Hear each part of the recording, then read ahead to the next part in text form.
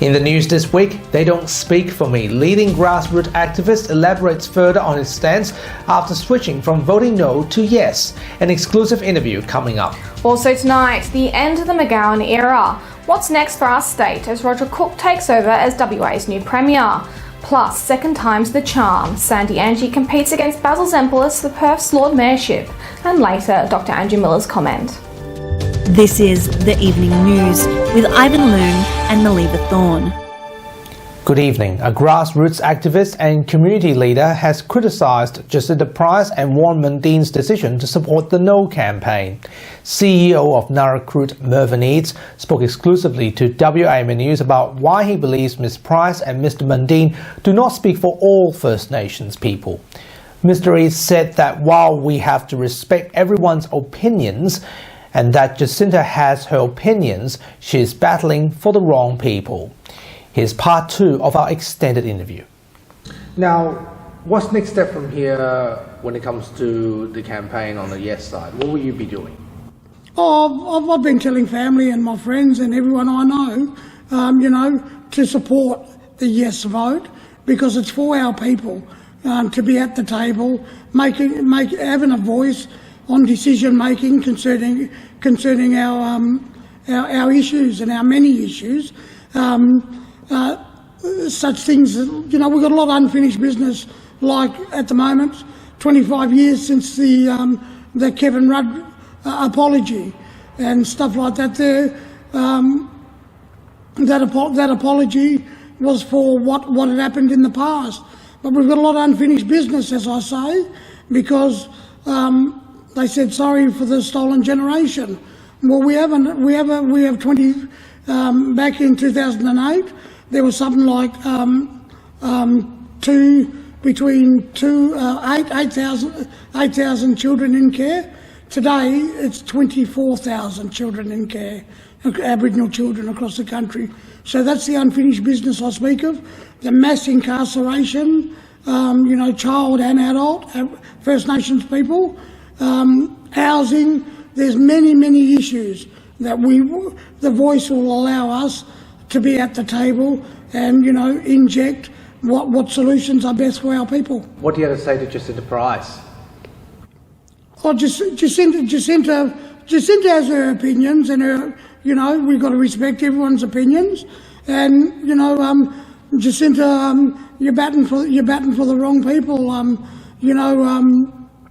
Jacinta, you got to understand that our people have never been included in this country.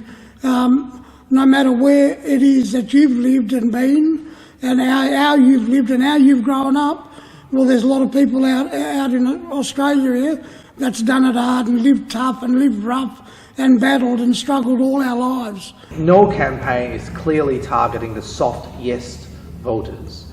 So what do you have to say to Warren Mundine and Jacinta Price? Warren Mundine and Jacinta Price, they don't speak for all our people. They don't speak on behalf of our people. They can only speak on behalf of themselves and their people. They don't speak for my Noongar people. Why not? Well, they don't speak for my Noongar people because in our culture, no one speaks on behalf of other people's clans and cultures and clan groups. Every clan group to themselves, and we'll make decisions for our clan group upon Noongar country. And she does not, Jacinta Price and Warren Mundine do not and never have spoken for my Noongar people. Do you accept that the quality of debate is not there between the yes and no campaign? The quality of the debate is not there. Is it poor? It is very poor. The quality of debate is very poor because it's select. It's always select individuals and the same people that's been talking on every other issue. But you never see them come to the ground and talk to the people on the ground at a grassroots level. Because every time when it comes to elections, there are, opposition and, of course, government debates on television. Is it time to host a prime-time debate between yes and no campaign, a clear cut?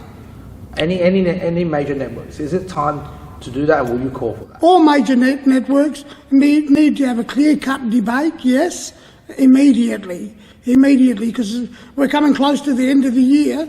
We have those debates and we have those open conversations where everyone respect everyone's opinions, yes, but we have a debate.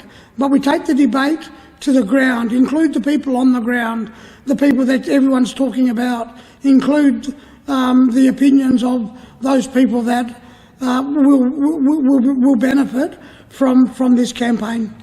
It's the end of an era in Western Australia following the shock resignation of Premier Mark McGowan, despite Labor's confidence of cruising into the third term.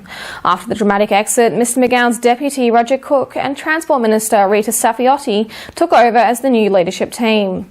Here is political commentator Peter Kennedy with his analysis. The McGowan era is over.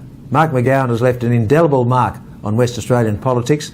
He's the Labor leader who led the Labor Party to a record majority election, 53 seats out of 59 in the Legislative Assembly, unheard of, and we'll probably never see it again. In addition, he'll go down as the Premier who kept West Australians safe during the COVID crisis. Closed the borders, very controversial as far as the national decision is concerned, but as far as West Australians are concerned, he kept the citizens safe and they rewarded him for it. The state's economy is in good shape and unemployment's low. Power prices are the lowest in the country. Export earnings are booming. So from an economic perspective, Mark McGowan can rest easy as well. As far as the politics of Western Australia are concerned, Labor Party in the ascendancy, the Liberal Party decimated and struggling to become relevant. And that's another legacy, I guess, that for which Mark McGowan will be remembered. But overall, you'd have to say the McGowan era has been extraordinary. He was resolute. He kept everyone, took everyone by surprise. There were people in the Labor Party, for instance, who didn't believe that he had it in him to lead Western Australia and lead the party.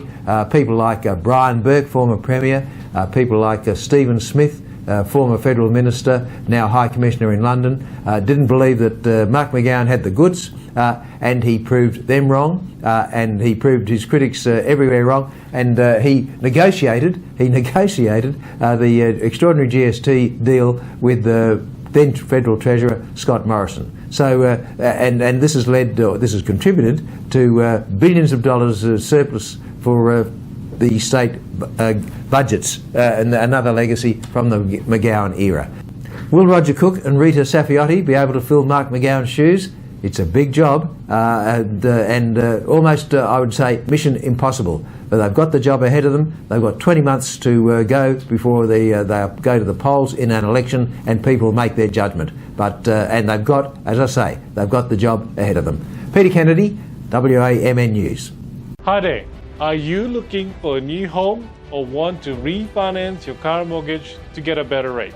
At AA Finance Solutions, we have the expertise and knowledge to help you to find the right loan for your needs and budgets. Contact us today. Let us help you to make your home ownership dream a reality. AA Finance Solutions, your local mortgage broker.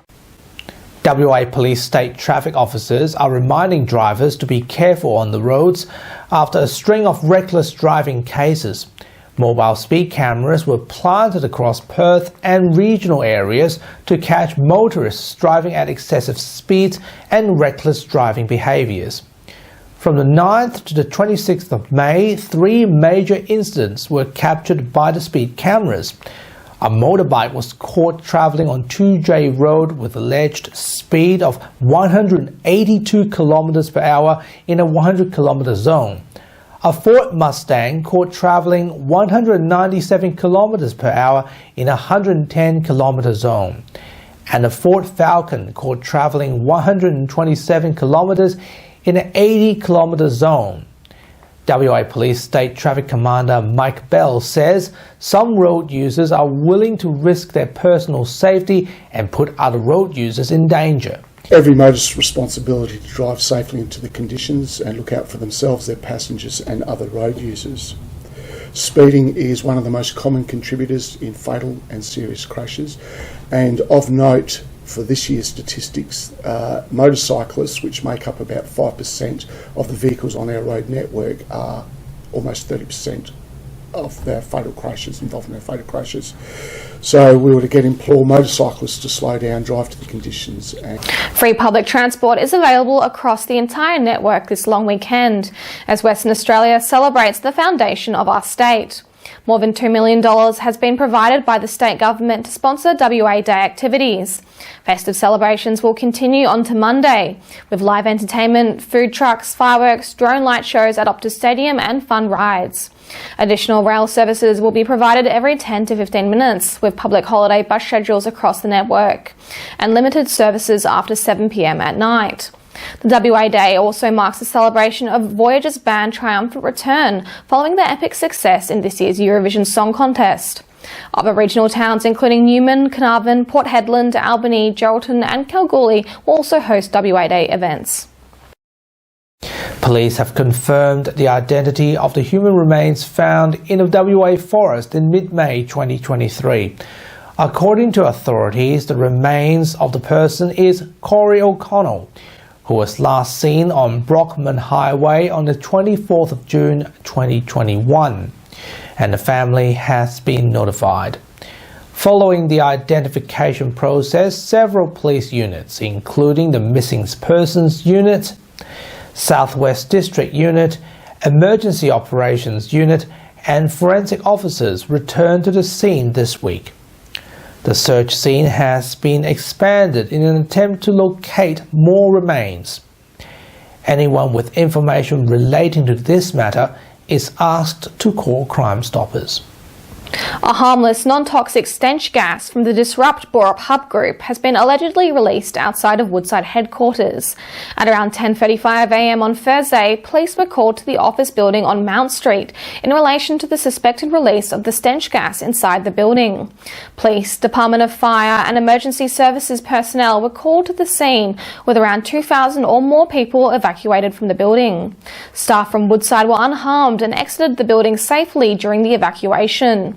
The Disrupt Borup Hub campaign demands no more industry on or off the Borup, with the focus now shifting to Woodside's massive Browse Basin gas field, 900 kilometres off the northwest coast of WA. And now here's AMA WA spokesman Dr. Andrew Miller with his weekly medical and news commentary. Hi, thanks for your time. As the autumn rains arrive in Perth in time to wash the streets clean, we're going to be welcoming a new Premier apparently on Tuesday in the form of Roger Cook, taking over from whatever happened to Mark McGowan.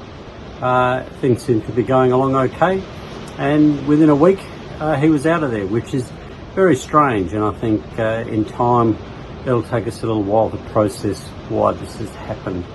Apparently he's burnt out, that's a shame, and he joins a long list of people working in healthcare and in education and in law enforcement in Western Australia who have found state government jobs pretty merciless and lacking in the kind of compassion we need to look after a workforce going forward.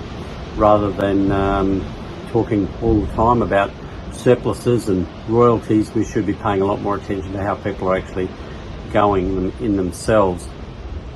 So, as far as Roger Cook's concerned, I know him better than some people might, in that I've had lots of meetings with him and been to quite a few events and functions. He's a charismatic, friendly fellow. Our frustration with him when I was president of the AMA was that there was little urgency or delivery on fixing the crisis in the healthcare system. Hopefully now that he's got the top job, he will feel free to start making some decisions to care for people and to look after those who are working on the front line better than the government is currently doing.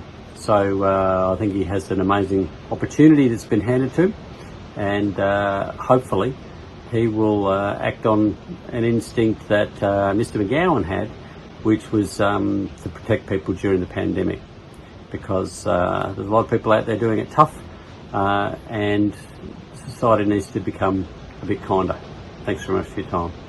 And that was Dr. Andrew Miller's comment. Speaking of WA Day, the Model Railway exhibition is going to be on all long weekend at Claremont.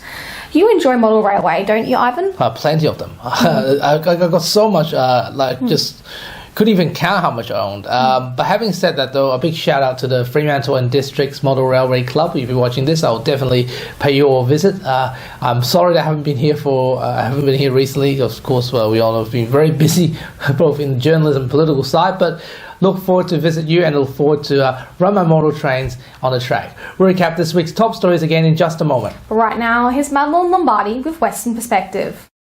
Thanks, Ivan and Melly. Welcome to Western Perspective. I'm Madeline Lombardi. Sandy Angie is putting her hand up to contest Perth Lord Mayor, going head-to-head against Basil Zemplis for the second time. Mrs Angie is putting forward her vision for the city, pushing for a safe and energetic 24-hour activity centre that is family-friendly, increasing residential numbers and better council governance. In this week's feature interview, she vows to capitalise Perth CBD full potential if she becomes Lord Mayor in October.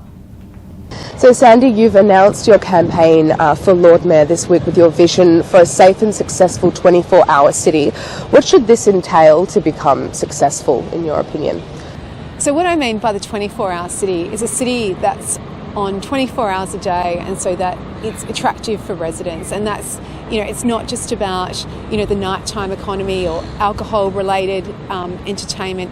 It's about things that are enjoyable for families and a diverse range of people. So that might be public piazzas and green spaces, libraries, galleries, museums open at night, but really working in partnership across the community to see how we can really get activity in the night at Perth. So ensuring this 24-hour city plan, will this hopefully kind of put Perth on the global map in a sense as well? Well, I think the critical thing for Perth is to increase our residential population across our 7 city neighbourhoods. So from East Perth and Claysbrook to the CBD, Northbridge, West Perth, Nedlands and Crawley. So, having people in the city 24 hours a day, helps it increase safety and passive surveillance security and increase vibrancy. So if there's activity 24 hours a day, that's going to attract people. I mean, this week the City of Perth announced some concessions and incentives to attract more residential development in the city, and the state government also did the same through the budget process in relation to land tax and also stamp duty concessions. But hopefully that will help kickstart residential development in these challenging times. But we also need people to really want to live in the city. So what we saw census night in August 2021 was that 1 in 5 or 6 homes in the city were actually empty. So that could be a variety of reasons, whether they're foreign or regional owners and only living here temporarily, or fly in, fly out. But really, to create a vibrant city, we need people who are living here, not empty spaces. Yeah, for sure. I think a lot of the consensus is, even around my age demographic and people that I've spoken to, is Perth kind of lacks that sort of 24-hour rotation, especially in our city environment as well. Yeah. Let's talk. You go. So, I think particularly when we think of ECU opening in the next few years and that opportunity of 10,000 students coming to our city, we need them to want to be in the city for breakfast, lunch and dinner, living here. And so we need to get ready now to make sure that when that university opens, it's set to go. We can't have, the culture, for example, that developed with the stadium, where, personally, I don't believe the city was ready for that. We should have been connecting the city to the stadium so that we're creating a culture of people coming here before or after events and taking advantage of those 60,000 people on game days and event days. Instead, what we now have is a culture of kind of get out to the stadium as fast as you can instead of drawing people into the city. So that's the last thing we want when ECU opens. We don't want students just coming in on the train or bus and just leaving after their classes. We want the city to be somewhere where they're hanging around and studying and enjoying themselves. For sure, especially with ECU attracting international students as well, who may come from cultures that expect that sort of 24-hour business in that sense. It would be good to see that kind of implemented in the city.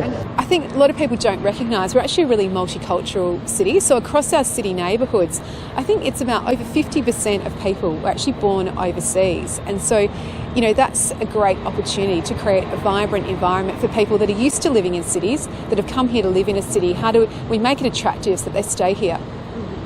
Let's talk about yourself now. So you're currently serving as a member of the Perth City Council with a broad professional skill set.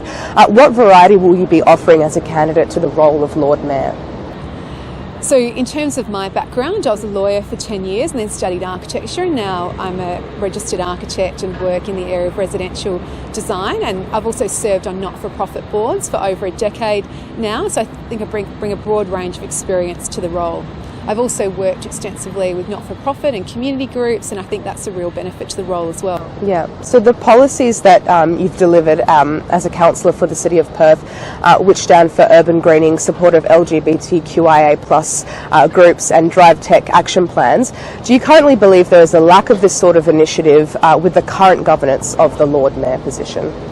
So I've put up all those initiatives and they've been endorsed by council. So over the last 2.5 years, I've put up 21 initiatives, one more this week, and out of those 16 were supported by a majority of council. So they're in different kind of rates of progress. Some have been complete, so for example the lighting of the pedestrian footbridge in East Perth, that's complete. Lighting of laneways, that's complete. Tech action plan is nearly underway. We've obviously established our LGBTQA+ advisory group. So they're at various stages of progress. But I guess the first part of my platform is that, I want to see these initiatives through. I really want to put some energy behind them and really develop them more and see them through. Particularly, one of them, for example, the Main Street Refresh program, which is about refreshing key streets in each of our city neighbourhoods, and to me that's something that when I talk to residents and businesses across the city, that's something that they're really interested in. So that's not big budget roadworks projects, it's things that make streets more pleasant for people, whether that's landscaping or lighting such as catenary lighting, artworks and things like that. That's what people would like to see to really enhance their street environment.